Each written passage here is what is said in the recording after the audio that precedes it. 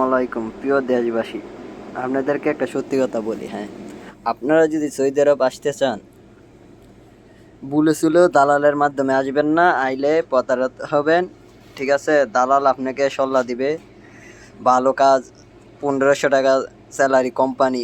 Saudi আরব বর্তমানে কোনো company visa নাই। ঠিক আছে, যা আনবে আপনাদের সাপ্লাই আনবে, আইনা কাজ কাম দিবে না, অফিসে আনবে, অফিসে আনার পরে আপনাদেরকে মনে করেন জায়গায় জায়গায় বেচা বেচা দিবে। ঠিক আছে, এই জন্য আপনারা ভুলেও বাংলাদেশ কলিম দালালের চক্র বেশি অনেক। ঠিক আছে, দালালের কব্বরে পড়বেন না, পড়লে মনে করেন লাইফ অন্ধকার। ঠিক আছে, আপনারা আসলে নিজস্ব লোক থাকলে ওদের মাধ্যমে ভিসা নিয়ে আসবেন। প্রথম অফিসের থেকে ভুলেও ভিসা নেবেন না। ঠিক আছে, ভিসা নেবেন তাহলে ভাই আপনারা ঠাইট মরা মরবেন।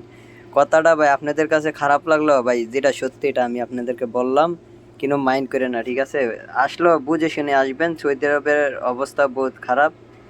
আর বলেছিল অফিসের থেকে ভিসা নিয়ে আসবেন না, নিজস্ব লোক থাকলে আসবেন, নাহলে আসবেন না বিদেশ। ঠিক আছে ভাই, ধন্যবাদ।